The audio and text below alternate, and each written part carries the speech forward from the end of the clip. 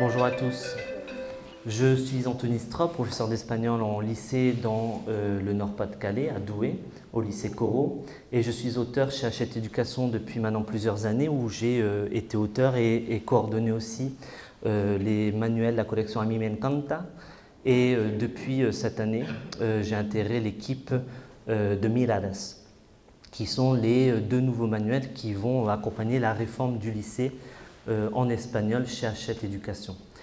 Aujourd'hui, là, pendant à peu près 3/4 d'heure, on va aborder des thématiques sur comment essayer d'innover en espagnol avec les élèves à travers la collection Miradas.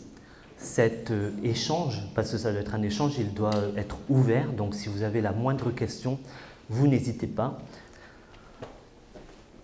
Alors, on va voir aujourd'hui comment innover, parce que quand on s'est réunis en juillet dernier, et quand on s'est dit quel manuel on veut créer pour vous accompagner dans cette réforme, on s'est dit qu'on voulait un manuel qui ressemble aux élèves d'aujourd'hui. On ne voulait pas retrouver les manuels qu'on a eus il y a encore 9 ans avec les anciennes réformes. Mais on innove et on innove efficacement que si, bien évidemment, on garde les fondamentaux et on garde ce qui fait l'essence du cours d'espagnol et de notre matière. Donc, vous allez retrouver bien évidemment toutes les bases d'un cours d'espagnol. On ne peut pas innover si on ne garde pas ces fondamentaux. Et vous allez avoir un large choix pour travailler avec ces manuels, étant donné que dans le manuel de seconde, vous aurez 20 séquences qui sont proposées, et dans le manuel de première, 16 séquences. Pourquoi autant de séquences? Parce que les nouveaux programmes font qu'on doit travailler sur un format qui est plus court, mais surtout, ce nombre de séquences fait que le manuel d'aujourd'hui est beaucoup plus riche que les manuels des années précédentes. Ça vous laisse un choix immense de pouvoir traiter une année tel ou tel thème et une autre année de pouvoir changer. Voilà. Ça rend le manuel beaucoup plus vivant et vivable sur le long terme. Et surtout, ça permet d'introduire des nouveaux chapitres qui sont focalisés sur une thématique spéciale. Dans, par exemple, le manuel de seconde, vous avez une séquence sur Cecilia Valdés. Dans le manuel de première, vous avez une séquence qui est consacrée à la Casa de Papel, une autre qui est consacrée au Pays Basque. Donc, vous voyez, on a des séquences à la thématique forte qui est vraiment ancrée. Et puis, vous avez des séquences qui sont plus traditionnelles au niveau du thématique, le sport, l'art, à l'andalous, mais qui sont traités d'une manière un peu plus innovante que ce qu'on faisait par le passé et avec des documents qui ont été actualisés qui sont toujours 100% authentiques. La différenciation pédagogique, c'est l'une, alors ça pourrait être c'est pas une innovation, le fait de différencier. Dans le manuel, l'innovation par rapport à la différenciation pédagogique, c'est que par séquence, vous allez avoir 2 pages dans lesquelles on propose un autre chemin, qui est accompagné soit par un PDF, soit par un document Word, en ligne sur le site ressources, et c'est une autre manière de faire. Par exemple, si pour ces documents-là, si la démarche pédagogique qui vous est proposée dans le manuel vous semble peut-être un peu trop compliquée pour vos élèves, on a une autre démarche pédagogique qui est différente, qui correspond plus à l'accompagnement personnalisé.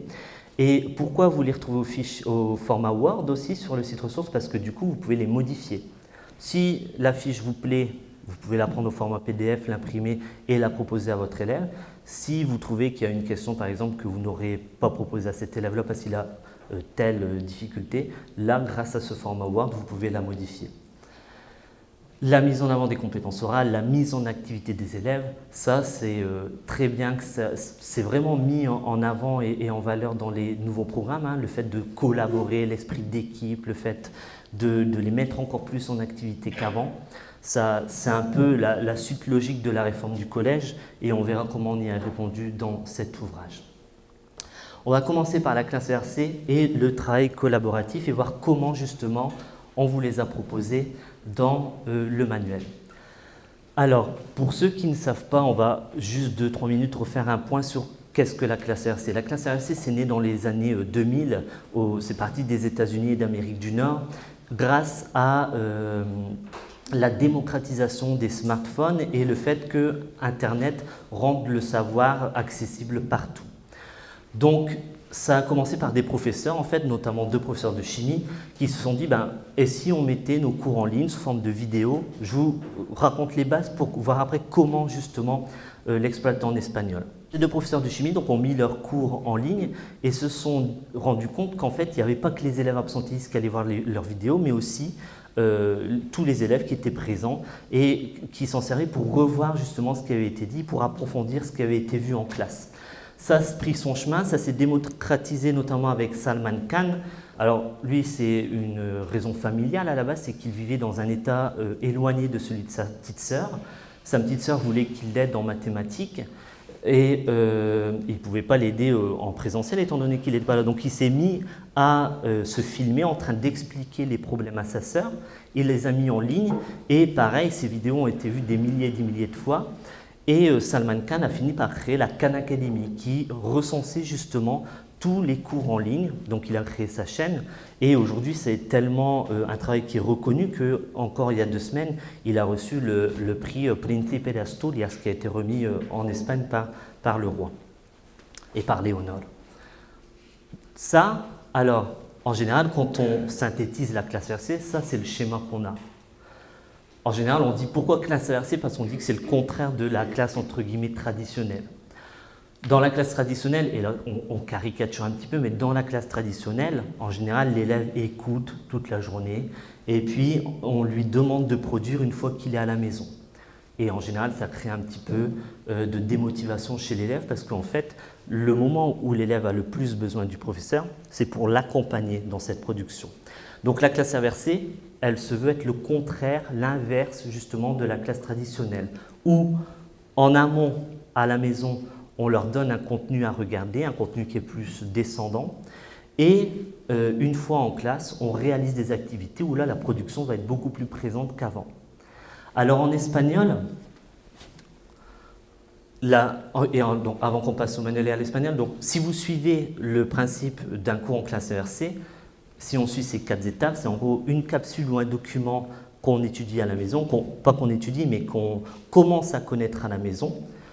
On commence le cours par revenir justement sur ces 2-3 questions de repérage qui ont été données par le professeur, pour ensuite déboucher sur un travail plus approfondi, un travail collaboratif ou un travail justement où la production va être beaucoup plus importante qu'avant, tout en gardant la synthèse finale qui là sera collective. Le travail collaboratif ne sera bénéfique que si à la fin on garde cette synthèse collective parce qu'il peut y avoir des idées qui ont été dites dans tel ou tel groupe et qui vont bénéficier à tel ou tel autre groupe.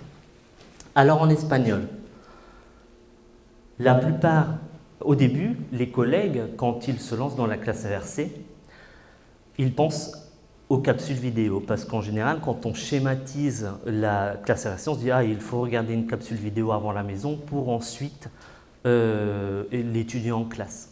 Alors en général, ça donne le cas de chaînes YouTube où on voit certains points de grammaire, etc.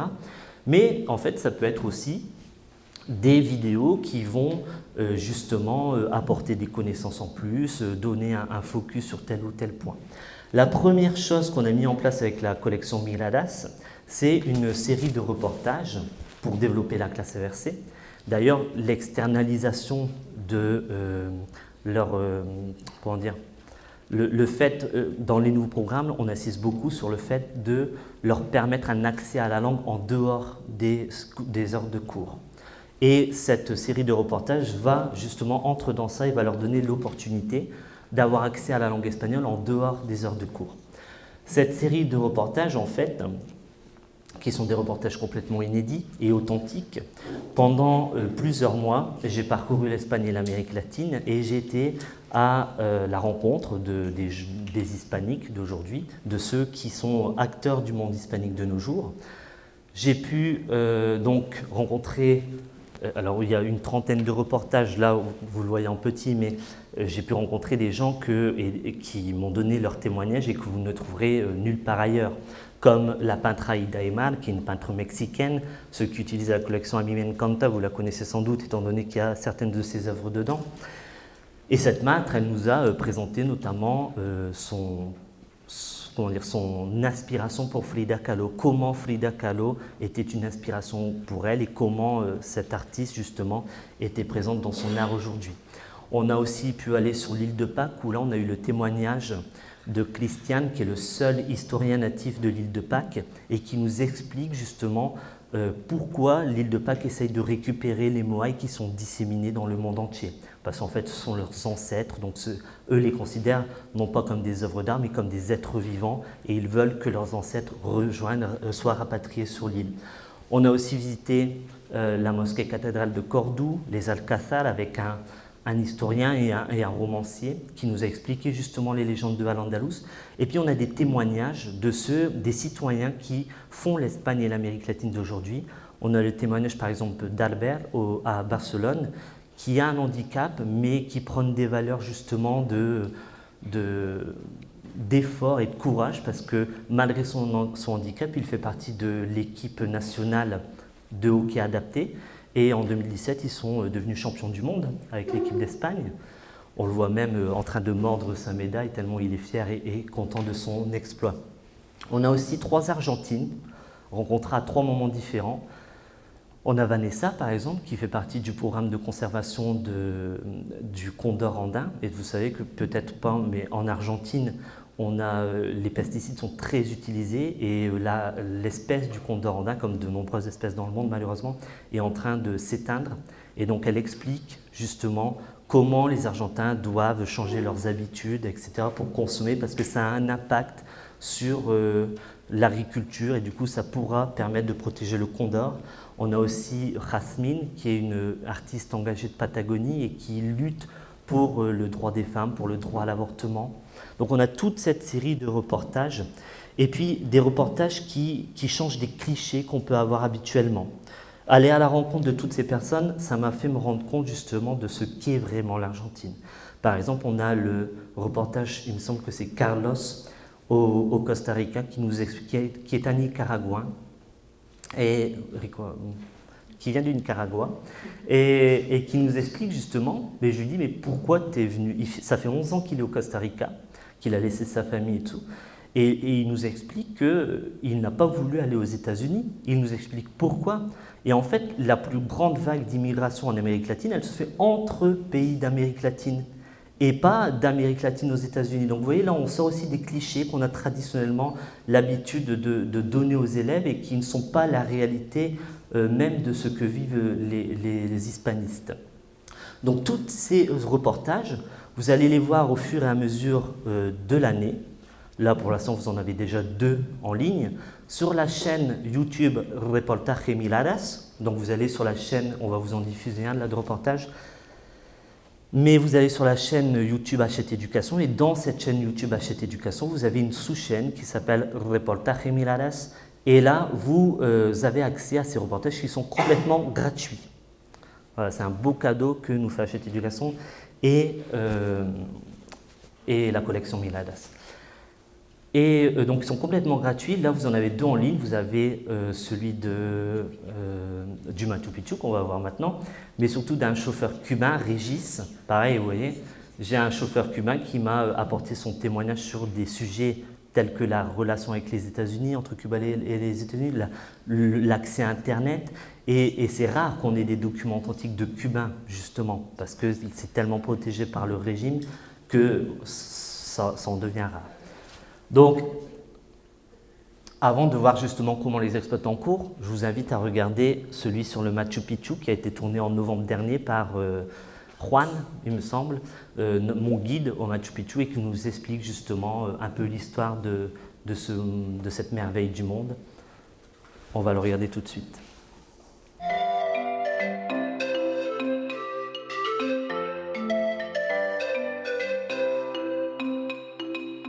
Muy bien, buenos días, mi nombre es Juan Rodríguez, yo soy guía en Machu Picchu.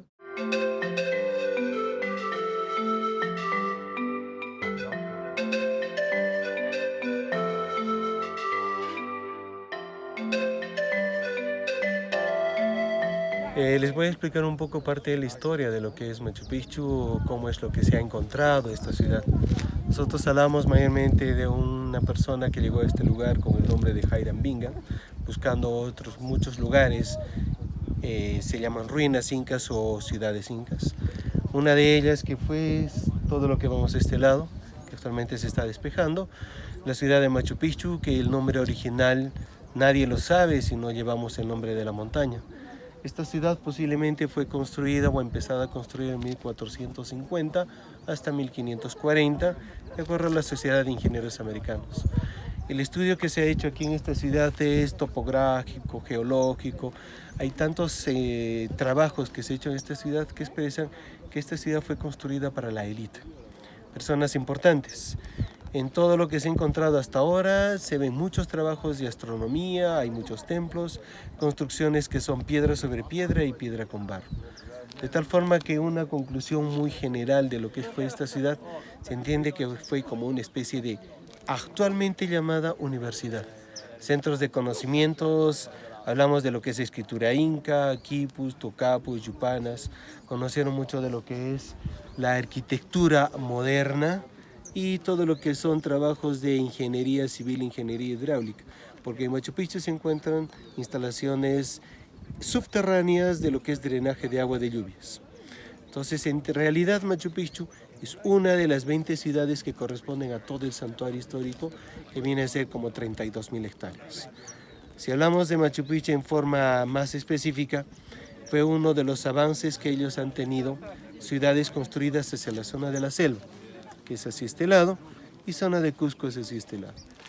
La parte central de lo que es la ciudad ha estado siendo trabajada continuamente durante generación tras generación, y en las puntas de las montañas se han hecho bastantes trabajos de lo que es astronomía. ¿En qué año fue descubierto? Se habla del redescubrimiento de Machu Picchu en 1911, un 24 de julio.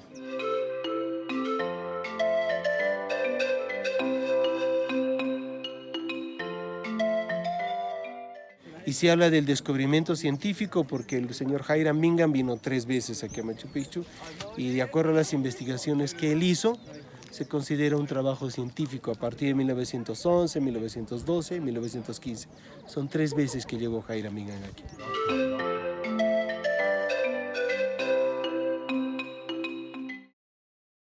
Alors vous voyez, ça c'est la première option qu'on vous propose pour justement développer et travailler la classe inversée avec la collection Miladas. Pourquoi? Parce qu'on vous offre un outil qui va vous permettre d'exposer les élèves à la langue en dehors des heures traditionnelles de cours.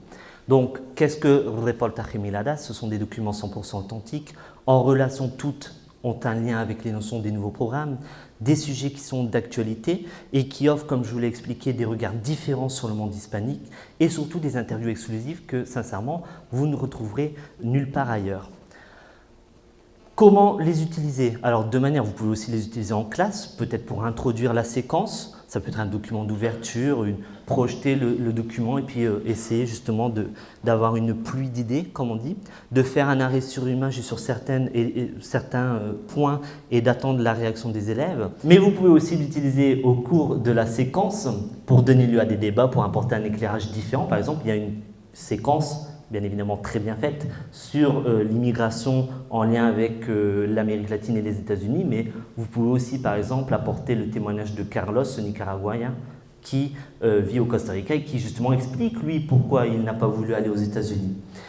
Avoir donc des documents complémentaires et ouvrir des perspectives. Et puis à la maison, donc soit avant ou après pour poursuivre la réflexion, ça peut être aussi un entraînement individuel à la compréhension de l'oral, en classe inversée pour faire justement un repérage d'informations avant de l'étudier plus en profondeur en classe, et puis avoir des compléments d'informations sur les thèmes du programme.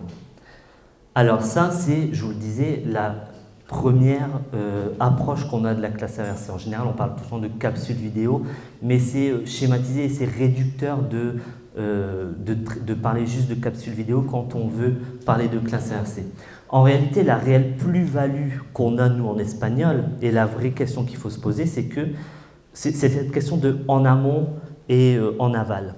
En général, si je compare la classe traditionnelle à la classe inversée, en général, nous, en espagnol, en tout cas en tant qu'élève, j'ai eu de très bons profs, mais en tant qu'élève, c'est tout le temps le schéma qu'on me répétait, c'est qu'on abordait un nouveau document en classe, et ensuite, on étudiait ce document en classe, et en général, quand il y avait de la production à faire, en général, c'était à la maison. Sauf que si vous réfléchissez, et comme je vous le disais tout à l'heure, si on y réfléchit tous ensemble, pour repérer des informations dans un texte, l'élève n'a pas besoin de nous. C'est vrai. Alors que pour produire, là, il a besoin de nous. Et puis, il y a le fait de commencer un nouveau document aussi en classe, ça crée forcément des inégalités. Pourquoi ? Parce que, par exemple, Delphine, elle peut avoir besoin de 5 minutes pour repérer les informations dans un texte, ou elle peut avoir besoin que d'une écoute pour repérer des informations dans une compréhension de l'oral. Et là, elle le voit arriver. Mais Fanny, qui est à côté, peut-être que Fanny, elle a besoin d'écouter 5 fois la compréhension de l'oral, pas vrai ? Ou elle a peut-être besoin d'une demi-heure pour lire le texte, hein ? Donc, au moins. Sauf que dans une classe traditionnelle, on arrive avec le texte, on arrive avec la compréhension de l'oral. Et puis vous laissez 5 minutes ou 10 minutes aux élèves pour découvrir le texte, où on y va étape par étape. Mais peu importe, Fanny, là, elle se trouve en difficulté. Parce que vous ne lui avez pas laissé autant de temps qu'elle en a besoin.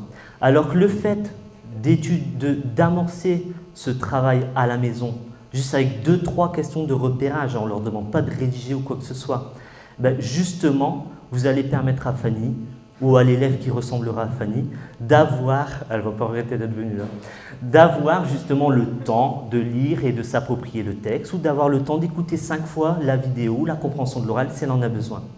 Et ça, c'est ce qu'on vous propose dans la collection Miladas avec les pages dites modulaires, que vous reconnaîtrez dans chaque unité. Il y a une double page modulaire et que vous reconnaîtrez grâce à la mise en page. Ces pages modulaires, elles ne se ressemblent pas toutes parce qu'on n'a pas voulu vous enfermer justement dans quelque chose de répétitif et de redondant. Donc chaque page modulaire va être différente.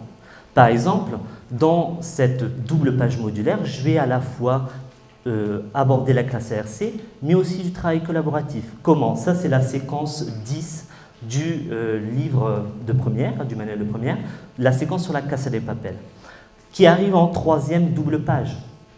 Parfois, les pages modulaires arrivent dès la 1re ou 2e double page, ça dépend justement de la pertinence dans la séquence. Et dans cette 3e double page, je vais donner aux élèves, justement, je vais leur donner cette affiche et je vais leur donner un reportage qui est dans la collection Reportaje Miladas, un reportage où on voit 4 jeunes madrilènes qui expliquent, qui donnent leur point de vue sur la série et surtout leur point de vue sur les héros. Est-ce que ces héros sont des héros, etc. Alors, c'était de l'expression libre, hein, on leur a posé des questions, mais vous voyez, dans ce reportage, les 4 jeunes qui, en plus, c'est top parce qu'ils ont l'âge de nos lycéens, font d'eux-mêmes le parallèle avec Pablo Escobar et avec Narcos, sur le fait de transformer les personnages en héros. Et donc, je vais, à travers cette démarche, leur demander déjà un premier reportage sur cette question du héros. Est-ce que les personnages sont un héros ou pas ? Ça va me permettre, justement, ils vont pouvoir, donc celui qui veut regarder la vidéo 5 fois pourra la regarder 5 fois, et ça va leur permettre d'arriver en classe avec déjà un petit point de vue ou certains éléments sur cette question de est-ce que les personnages de la Casa de Papel sont des héros ? Et en classe, là, on propose un travail collaboratif à partir de 2 extraits de la série. Le premier extrait qui se situe dans les premiers épisodes, où on voit le professeur qui est en train de parler avec les braqueurs et qui fait le parallèle justement avec les Indignés de 2011, où justement on voit que ces braqueurs vont devenir des résistants. Et le deuxième extrait, donc qui est l'avant ou le dernier épisode de la Casa de Papel, où on le voit parler avec Raquel et où justement il parle du fait que la Banque européenne ou la Banque mondiale fabrique des millions de nulle part tous les ans et qu'eux en fait font la même chose et que la Banque européenne, on ne la considère pas comme un voleur. Donc on est dans fiction et réalité. Dans ces deux épisodes ont été choisis justement parce qu'ils peuvent nous permettre de se questionner sur justement cette question du héros, mais en même temps, ce sont 2 épisodes où on fait appel à la réalité, où on cible, où on cite la réalité espagnole. Et là, on va demander à chaque groupe, donc par exemple, je prends mon cas, j'ai la chance d'être dans un lycée où j'ai 25 élèves, donc en général, j'ai 6 groupes dans ma classe. Je vais donner à 3 groupes de travailler sur le premier extrait et à 3 groupes de travailler sur le deuxième extrait.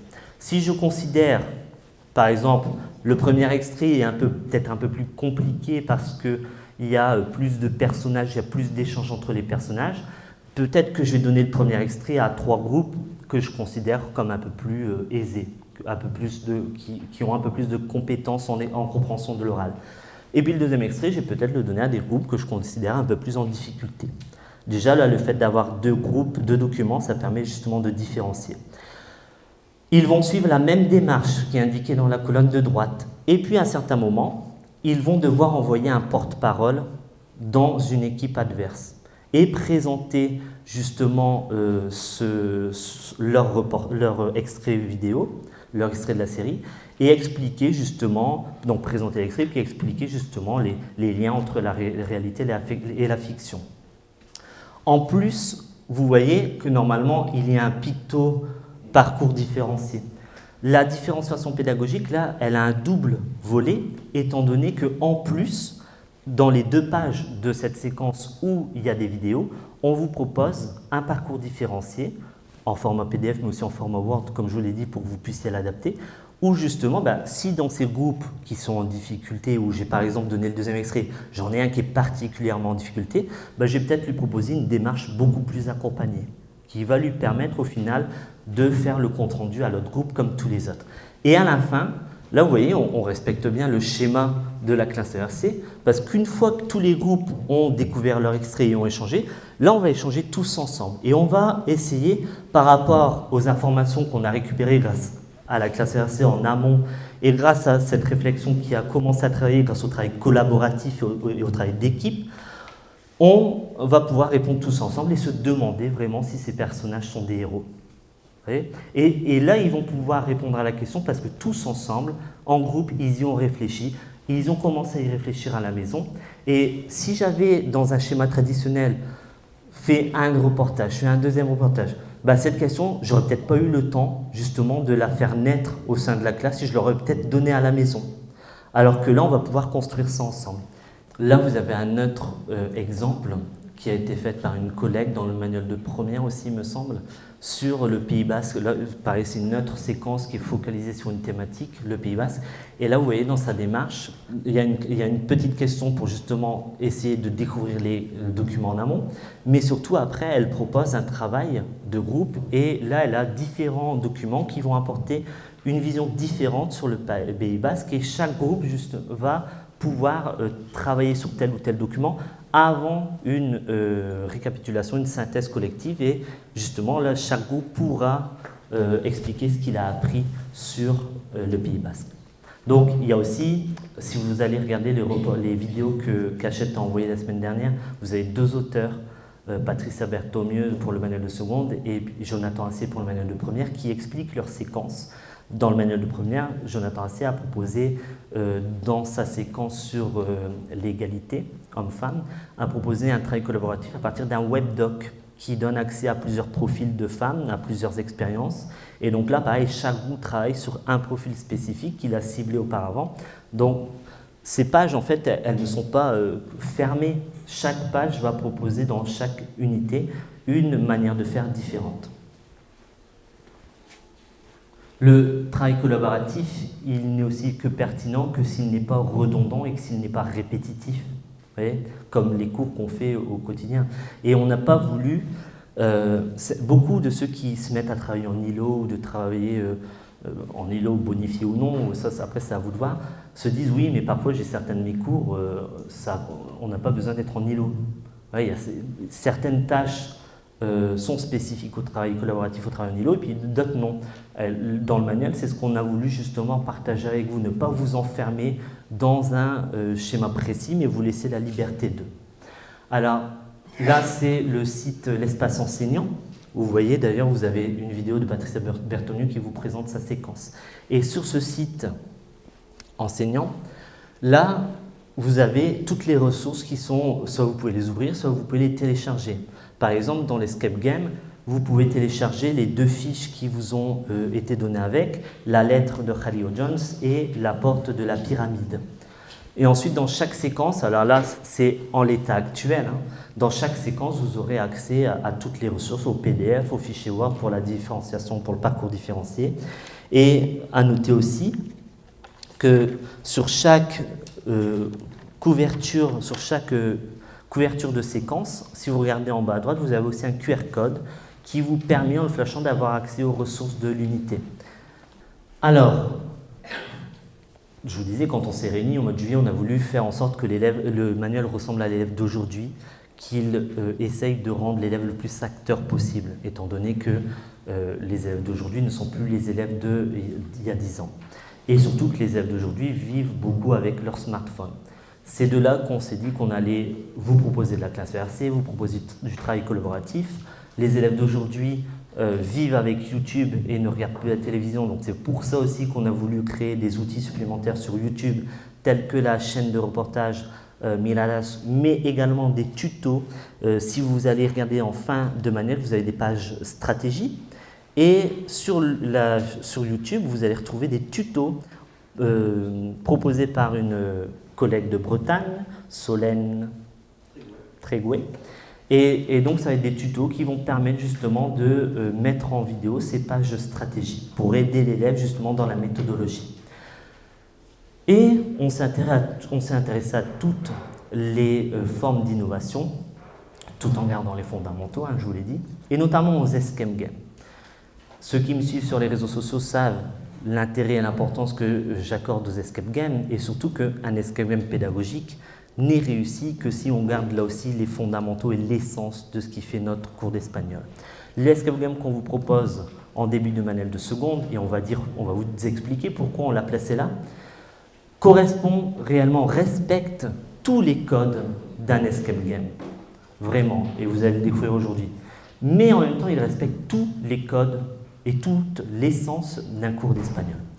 Alors pourquoi on a choisi de le mettre à l'entrée de seconde et pas au milieu de la classe de seconde ou à un autre moment? Tout simplement parce qu'on s'est dit que on a pensé à l'élève de seconde. Qu'est-ce qu'un élève de seconde? Un élève de seconde, et vous en avez tous connu, c'est un élève qui vient d'un collège X, qui va rencontrer d'autres élèves qu'il ne connaît pas d'un autre collège X et qui va rencontrer un professeur qu'il n'a jamais vu, un professeur d'espagnol. En général, c'est aussi, pour la plupart, en tout cas je parle de mon bassin dans le Nord, je sais que les élèves de seconde que j'ai ont adoré l'espagnol parce que toutes les profs ou tous les profs qui sont dans les collèges aux alentours de mon lycée leur ont transmis cette passion. Donc moi, en tant que prof de lycée, j'ai aussi une pression supplémentaire, c'est que je dois continuer à transmettre cette passion.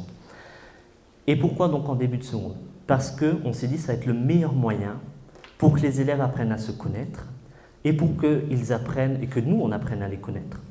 Cet escape game, il vous est proposé comme une véritable évaluation diagnostique.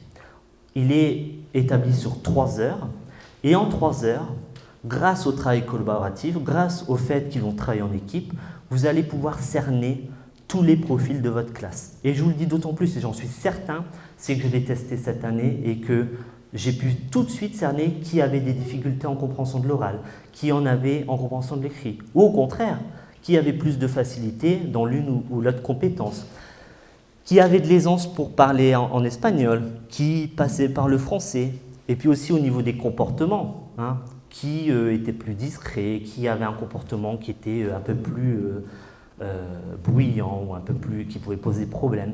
Et ça, dans un cours traditionnel, alors je ne dis pas que les cours traditionnels sont nuls, mais dans un cours traditionnel, en général, en début de seconde, c'est rare que les comportements se révèlent tout de suite. Il y a beaucoup d'élèves qui se cachent et qui n'osent pas participer parce qu'ils ne connaissent pas les autres ou parce qu'ils ne connaissent pas le professeur. Et là, avec ce travail, justement avec cet escape, ça va leur donner, ils sont obligés, ils doivent travailler ensemble, ils doivent travailler en équipe, ça va leur donner justement le devoir de travailler en équipe et vous allez pouvoir davantage les cerner. Est-ce que c'est bon jusque-là? Jusque-là. Je ne sais pas si certains ont suivi les formations escape game, donc si vraiment il y a des choses, n'hésitez pas. Dans le livre pédagogique qui a été donné avec les manuels, vous avez 4 pages qui vous expliquent justement cet escape game. À la page 14, donc, je vous présente l'escape game et je vous démontre comment cet escape game va permettre en 3 heures de travailler toutes les compétences, toutes les activités langagières. De l'écoute, parce que dans l'escape game, vous avez des documents audio, vous avez notamment le reportage sur le Machu Picchu qu'on vient de voir, mais vous avez également une chanson. La lecture, vous avez 2 textes. Un texte qui nous présente l'Amérique latine sur la page 8 du manuel, mais vous avez aussi un poème sur la page 10. L'écriture, étant donné que durant l'escape game, ils vont devoir passer par l'écrit. L'expression orale en continu, ça va être dans la 3e heure, où ils vont ce qu'on appelle le débriefing pédagogique, où on va leur demander de synthétiser ce qu'ils ont découvert ou redécouvert sur l'Amérique latine. Et puis l'expression orale en interaction, parce qu'on va leur demander de faire l'effort de parler espagnol pendant ces 3 heures. Je pense qu'il ne faut pas leur imposer. Pourquoi? Si vous leur imposez de parler espagnol dès le début, vous allez peut-être les bloquer, alors que le but c'est d'apprendre à les connaître. Dites-leur, ceux qui font l'effort de parler espagnol entre eux pendant ces 2 heures ou 7h30 d'escape game, peut-être que vous allez les valoriser de telle ou telle manière. Et donc là, vous allez voir ceux qui font justement l'effort d'interagir en espagnol, puis ceux qui n'osent pas et que vous devrez peut-être plus accompagner par la suite. Et surtout, une nouvelle compétence, alors une nouvelle, on l'a travaillée déjà avant, mais celle-là, elle est vraiment dans les programmes du lycée, la médiation, l'entraide, la collaboration justement entre élèves, qui va être bénéfique, qui va être très importante dans cet escape game. Et toutes ces compétences, vous allez pouvoir donc les observer et eux vont pouvoir les travailler dans cet escape game. Alors, l'escape game se compose de plusieurs choses, des 4 pages du manuel, de la page 8 à la page 11, mais également de 2 fiches qui sont téléchargeables sur le site ressources, la lettre de Khalil Jones et la porte de la pyramide, et de l'application OnPrint, qui va justement rendre vivant cet escape game. En téléchargeant l'application OnPrint, à certains endroits de l'escape game, les élèves vont ouvrir l'application, vont prendre en photo tel ou tel endroit, et là vont apparaître des vidéos ou des sons. Vous verrez, je ne vous le dis pas en détail parce que vous allez le tester, mais par exemple, si vous flashez l'ordinateur qu'il y a sur la page 8, où il est écrit Canal Miradas, là vous allez avoir accès à la mission.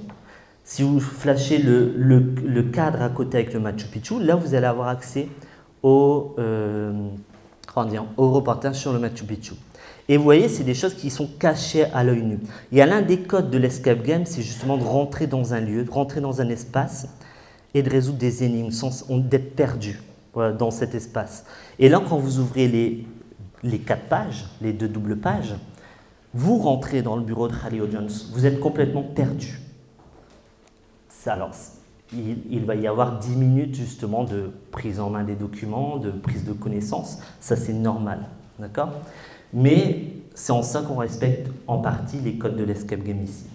Toujours dans le livret pédagogique, à la page 16, vous avez l'escape game mode d'emploi, où là, on a prévu cet escape game sur 3 heures. La première heure sur la découverte de la mission, qu'on va vous diffuser après, il est très important que les élèves découvrent cette mission et la comprennent surtout avant de se lancer dans le jeu. Et pour ça, dans le livre du prof, qui va très vite arriver sur le site ressources, vous allez avoir 2 propositions qui vont vous être faites. Soit un QCM, où les élèves vont cocher les bonnes réponses, soit une carte mentale à compléter. Pareil, vous pouvez leur proposer les 2 manières. Et là aussi, vous allez observer quel est l'élève qui va prendre le QCM, peut-être que l'élève qui aura un peu plus d'aisance va se dire « non, moi je me lance dans la carte mentale et je la complète ». Et ensemble, on va synthétiser et on va essayer de comprendre la mission avant de se lancer dans le jeu. Et en gros, il va nous rester à peu près 35 minutes pour commencer le début du jeu. La 2e heure est consacrée justement à l'escape game et à la 3e heure. Durant la 3e heure, c'est ce qu'on appelle le débriefing. Là, on va déjà résoudre toutes les énigmes ensemble, mais on va aussi demander aux élèves de produire de l'oral et on va avoir 1 ou 2 porte-parole par groupe qui vont venir au tableau et qui vont nous expliquer ce qu'ils ont découvert ou redécouvert en fonction de ce qu'ils ont appris au collège, ce qu'ils ont découvert ou redécouvert sur l'Amérique latine. Et donc là, vous voyez, c'est en ça aussi qu'on garde l'essence du cours d'espagnol, c'est que dans l'escape game, on garde les tâches de compréhension, on a de la compréhension de l'oral, on a de la compréhension de l'écrit, mais pour aller vers de l'expression orale. Donc là, on va vraiment de la compréhension à l'expression orale.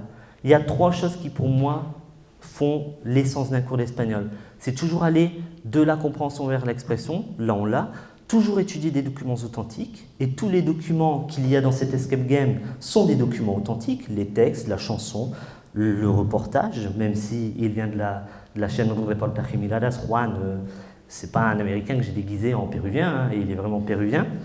Et puis, découvrir la culture hispanique. Et là, la découverte, on est en plein dedans. Et pour autant, on garde les codes de l'escape game. On est enfermé dans un lieu, on a une mission à accomplir, un temps déterminé, avec une idée d'échappement, avec une notion d'échappement que vous allez découvrir dans la mission. Et puis, il y a des outils qui sont typiques de l'escape game, comme l'alphabet mystère, comme le code Morse. Vous voyez, on a vraiment réussi à mélanger les deux et à vous proposer un outil qui va permettre de découvrir les élèves au début de l'année de seconde, en 3 heures, et surtout d'avoir une évaluation diagnostique beaucoup plus rapide que si on faisait une séquence traditionnelle qui durait 1 mois et à la fin on les évalue et là on voit ce qu'il vaut en compréhension, en expression, etc. Et pour démarrer l'escape game, en plus Hachette Éducation vous a préparé un beau poster que vous pourrez prendre à la sortie ou que vous avez reçu avec les spécimens. Et ça, le poster, vous pouvez leur montrer dès le premier cours ou avant de commencer l'escape game. Et à la page 17, vous avez une fiche justement d'auto-évaluation avec toutes les compétences qu'on a, dont on vient de parler et qui peuvent vous aider justement à compléter ce que vous aurez vu pendant les 3 heures et l'évaluation diagnostique, où là les élèves vont vous apporter leur regard sur ce qu'ils viennent de vivre. Est-ce qu'ils ont mieux réussi ça ou ça? Et là, ça va être un point de vue personnel sur... Voilà, ce n'est pas une fiche de groupe, c'est une fiche d'élèves. Donc, quand vous allez comparer ce que vous avez observé pendant 3 heures plus le rapport, la fiche de vos élèves, là, ça vous permettra aussi rapidement de cerner au mieux vos élèves et puis, par la suite, de mieux les accompagner. Alors, les règles qu'on doit indiquer aux élèves avant tout escape game, bien évidemment, là, vous allez les indiquer. Respecter le matériel et ne rien casser. Alors là, vous avez de la chance. Alors, la semaine dernière, il y a une collègue qui me disait « Oui, mais les escape games, il faut des cadenas, il faut des lampes UV, etc. » Là, non. L'escape game, c'est votre manuel, les 2 fiches et votre smartphone ou votre tablette. Vous n'avez besoin de rien d'autre. Donc, le manuel, je pense qu'ils vont en prendre soin. Ne pas... Alors, là, il n'y aura pas besoin de monter sur les meubles. Fouiller, regarder partout et refouiller. Il va falloir fouiller, refouiller, même si ce n'est pas palpable. Il faut bien regarder. Le dessinateur a été assez talentueux pour vous cacher certains indices dans des endroits que vous ne regarderiez pas en premier lieu. Ne pas oublier de communiquer, de prendre des notes. C'est là aussi que va se jouer la médiation. D'organiser ses découvertes, de se répartir les tâches, prendre du recul et d'analyser les indices.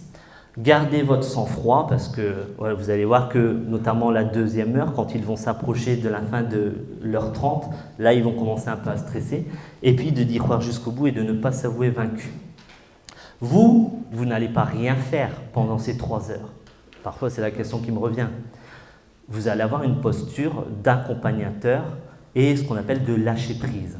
Si vous voulez réfléchir à ces postures, je vous invite à regarder sur YouTube les travaux de Dominique Bucheton. Alors, elle a fait des travaux très sérieux qui sont dans certaines revues, mais elle a synthétisé ça, Dominique Bucheton, dans des vidéos sur YouTube. Dominique Bucheton est une professeure en sciences de l'éducation du sud de la France qui a travaillé sur les postures de l'enseignant et de l'élève. Et justement, elle explique que parmi toutes les postures qu'on incarne, il y a aussi la posture de l'accompagnement, et la posture du lâcher-prise. Et là, avec l'escape game, vous allez être en plein dans ces 2 postures-là. La posture du lâcher-prise, parce que, et vous verrez, c'est ce que je vais faire tout à l'heure, je ne vais pas tout de suite aller vers vous. Au début, il faut que vous découvriez l'escape game, que les élèves se l'approprient, etc. Et après, je vais passer dans la posture d'accompagnement, où je vais passer de groupe en groupe, pour justement vous accompagner, vous aider à accomplir la mission. Ça, c'est le rôle du maître du jeu, et c'est le rôle que vous allez avoir en tant que professeur. La communication entre les joueurs, alors dans un escape game, par exemple avec mes terminales, quand je fais un escape game en milieu d'année, là je les oblige à parler en espagnol, je leur donne les outils nécessaires, je leur donne une petite fiche avec du vocabulaire, avec des amorces de phrases, etc. Et je les oblige à parler espagnol. Là je vous l'ai dit, on est dans un contexte où vous commencez à découvrir les élèves. Je ne vous conseille pas, et c'est ce que je vais vous conseiller dans le livre du professeur, je ne vous conseille pas de leur obliger à parler espagnol, parce que de toute façon, on est dans une évaluation diagnostique, et ça, il faut bien leur faire prendre conscience. Et je vous leur conseille plutôt de les valoriser et de dire, ben, c'est ce que je ferai personnellement, tel groupe, le groupe qui communiquera le plus possible en espagnol, ben, vous aurez un point en plus sur un futur devoir pendant le trimestre. Essayez de les motiver comme ça. Et puis, alors, cette petite fiche que je vous ai expliquée avec les amorces de phrases, avec le lexique qui est lié à l'escape game pour justement leur permettre de s'exprimer entre eux, cette fiche, vous la retrouverez également en version photocopiable dans le livre du professeur. Essayez de vous mettre par 5, je pense que c'est le chiffre idéal. Pourquoi 4 ou 5? Parce que c'est la même problématique que le travail collaboratif et le travail en îlot. 4, c'est le chiffre idéal. 5, c'est faisable, mais en fonction des personnalités, ça peut très vite se diviser. 6, c'est impossible. Si vous mettez un 6 à 6, ça va créer 4 plus 2. Et donc, vous allez créer un manque de communication et d'entraide entre vous. Si vous voulez qu'il y ait de la communication et de l'entraide entre les élèves, il faut créer les conditions pour qu'il y ait cette collaboration et cette entraide.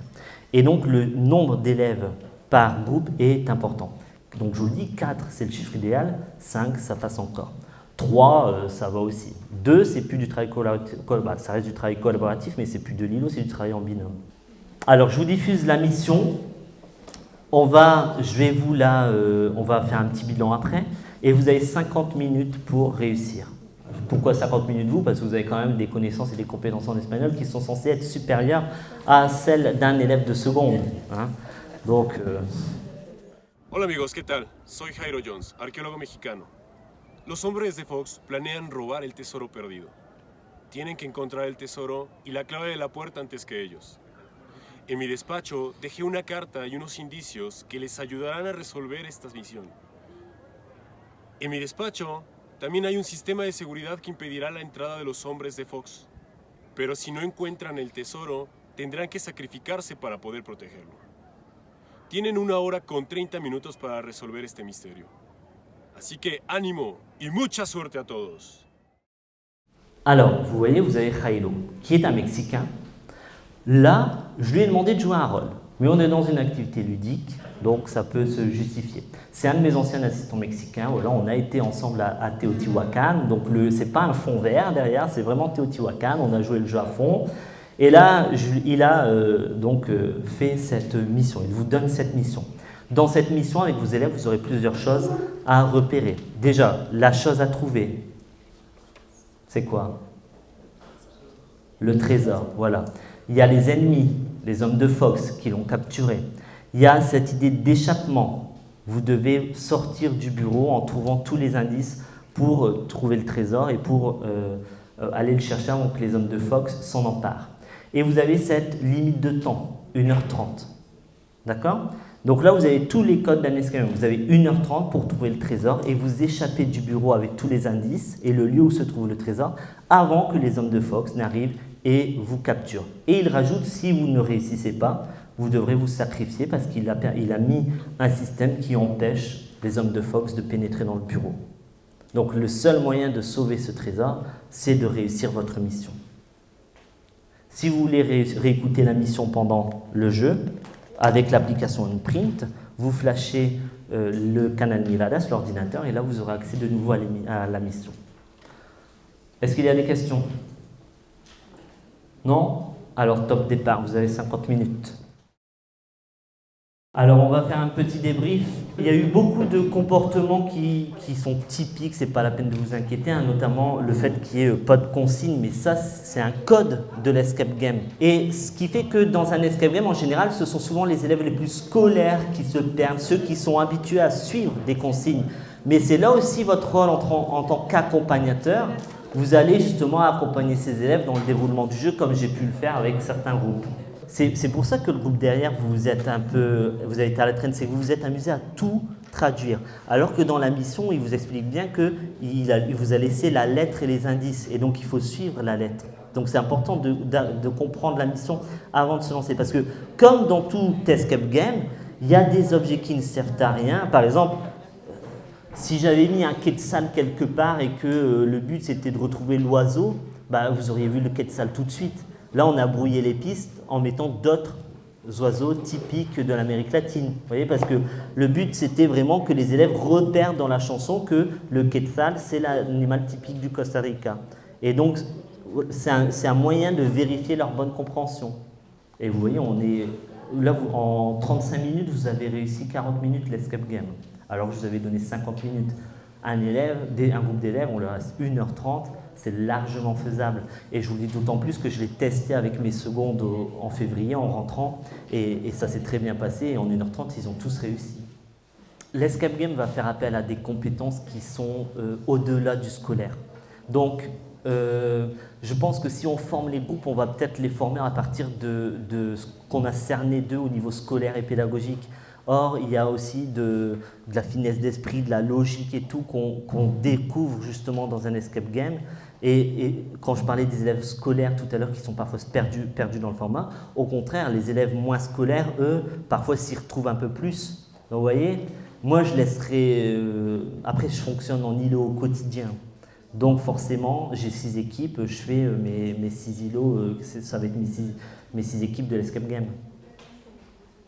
Là, il n'y a pas de bonne réponse en fonction de vos classes, en fonction de vous, en fonction de ce que vous faites au quotidien, en fonction aussi du moment dans lequel apparaît l'escape game, si vous avez envie d'évaluer quelque chose, de faire un point, voilà. Et là, donc ça dure à peu près 20-25 minutes, ils se lancent dans le jeu. Et à la fin de l'heure, par exemple, vous faites une pochette avec leurs notes, vous récupérez la pochette, et lors du cours suivant, c'est pas forcément 3 heures à la suite, hein, c'est 3 heures selon l'emploi du temps. Lors de l'heure suivante, vous leur redonnez la pochette avec les codes, et puis là, ils continuent à faire l'activité. Voilà. Et donc normalement, au bout de la 2e heure, ils auront fini la mission. Et lors de la 3e heure, on fait vraiment ce débriefing pédagogique qui est très important et où là, on va vers l'expression orale, on leur demande d'essayer de synthétiser ce qu'ils ont découvert ou redécouvert sur l'Amérique latine. Moi, je pense que ce qui fait la différence de Meiladas, et je vous le dis, j'y crois sincèrement, hein, je n'ai rien à gagner en vous disant cela, je crois que ce qui fait la force de Meiladas, c'est tout ce qu'on propose en plus. La chaîne YouTube avec les reportages authentiques qui vont faire voyager les élèves, l'escape game qui en plus je pense a été bien placé avec un dessinateur qui a fait un boulot formidable et qui respecte vraiment les qualités de l'escape game et les codes de l'escape game, ses fiches de différenciation pédagogique, et il est temps au lycée qu'on s'y met. Moi aussi je viens du collège, hein, au collège avec la réforme du collège, c'est l'accompagnement personnalisé, la différenciation pédagogique. On s'y est mis et j'ai l'impression qu'au lycée, c'est loin d'être le cas. Donc là, enfin, on va s'y mettre. Je pense qu'il y a un côté de la réforme du lycée au niveau pédagogique qui est la continuité de la réforme du collège. J'ai animé pendant plusieurs années, par exemple, encore l'an dernier, les formations sur le travail en îlot et la classe RRC dans mon académie à Lille. Je voyais énormément de collègues de collège. Et l'an dernier, j'ai commencé à avoir des collègues de lycée apparaître. Et je pense que c'est question de travail collaboratif, travail en îlot, aussi de se questionner sur qu'est-ce qu'on peut leur donner en dehors de la... Tout ça, c'est des questions, je vous le dis sincèrement, quand on s'est retrouvés en juillet, et je l'ai dit, hein, moi je veux bien participer à Meiladas, mais je veux que ce manuel, il ressemble à l'élève d'aujourd'hui et pas à l'élève d'il y a 10 ans. Sinon, ça ne sert à rien de faire un manuel. Et je pense que la grande qualité, par rapport à tous ces outils qu'on apporte en plus, c'est que ce manuel, il ressemble profondément à l'élève d'aujourd'hui.